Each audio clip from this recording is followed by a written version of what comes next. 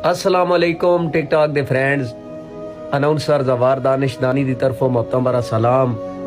आज दी बड़ी खूबसूरत वीडियो बिरावन दे पेश नज़र।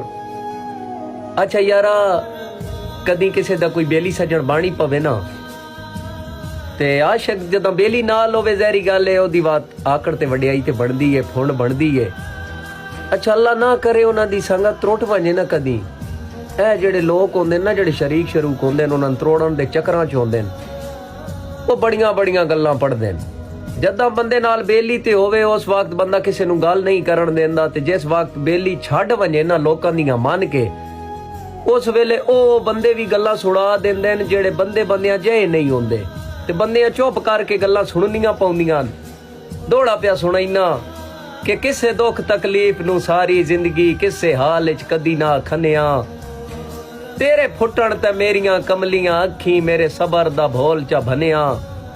अल्ताफ आलात दी गर्दश दा चुप करके अमर चा मनिया।